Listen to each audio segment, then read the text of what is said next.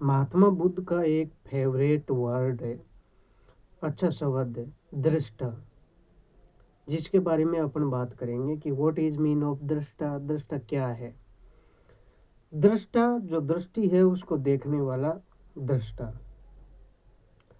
दृष्टा, अब जो दृष्टि दिखाई दे रही है वो ना तो शरीर से बंधी हुई है, शरीर की अपनी आंखों से जो देख रहे हैं अपन, वो दृष्टि, अब जो दृष्टा देख रहा है वो आप जैसे शरीर समझ रहे हो वैसे कुछ नहीं है। दृष्टा शरीर की एक्टिविटीज और मन की एक्टिविटीज को देखने वाला है। हाँ, ये सच है कि दृष्टा का काम केवल देखना ही है, नहीं किसी चीज को जज करना है, नहीं चीज को ऐसे कहना है कि ये चीज गलत है, ये चीज सही है। दृष्टा बनने से होता क्या है एक्चुअल में, इसके पीछे बहुत बड़ा ये कारण था कि जब इंसान का ईगो गिरता है, उसका अहम गिरता है, अहंकार गिरता है, तब वो एक विशेष स्थिति पैदा होती है जहां पर केवल देखना मात्र रह जाता है। जैसे गीता में एक शब्द आता है समर्पण, समर्पण यहीं से आता है कि नहीं आप किसी चीज को लेकर जज कर रहे हैं कि ये चीज गलत है, ये चीज सही है, जो है वो है, ये चीज, और इस भावना से स्वीकार करना, यही दृष्टा है।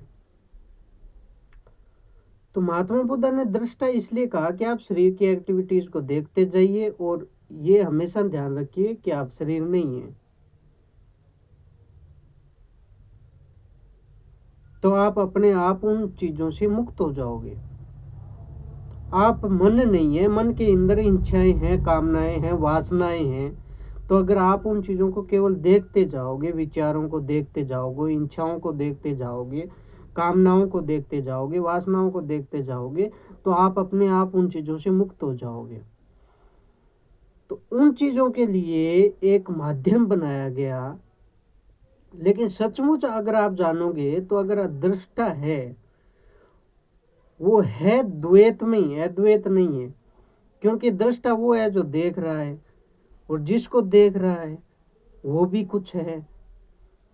तो यहाँ पर दो है, एक देखने वाला है, एक जिसको देखा जा रहा है। तो यहाँ पर ये नहीं है कि अद्वैत घट रहा है, यहाँ है द्वैत ही, लेकिन एक वो उच्चतम अवस्था है जिसको गीता में आत्मा कहा गया है, और महात्मा बुद्ध ने जिसको शून्यता कहा है, महावीर जी ने जिसको विवेक कहा है, उसके पास पहुंचने की एक उच्चतम अवस्था। ये मान लीजिए कि उसकी मतलब उसको जानने की सबसे पहली जो सीढ़ी है, और उसके बाद तुरंत उस चीज को जान सकते हैं, तो वो सीढ़ी, उस चीज का नाम दृष्टा है। कि केवल आप देखने वाले मात्र वही बनो। अगर आप अपनी आंखों के, शरीर की आंखों के से देख रहे हो तो उस चीज को जज करोगे कि ये गलत है, ये सही है। यानी वो स्टेज जहां पर लास्ट में जाकर द्वैत तो है, लेकिन मात्र एक ही स्टेज का द्वैत है। इस चीज को समझो आप। जैसे आप शरीर की आंखों से देख रहे हो तो उसको देखकर जज कर रहे हो कि this is wrong and this is right. तो वहां पर भी ड्यूअल प्रोसेस बन रही है, यहाँ पर द्वैत बन रहा है। लेकिन एक वो स्टेज जहां पर द्वैत तो है, लेकिन मात्र केवल वही है द्वैत, उसके बाद में कोई द्वैत नहीं घट रहा, उसके बाद केवल अद्वैत है।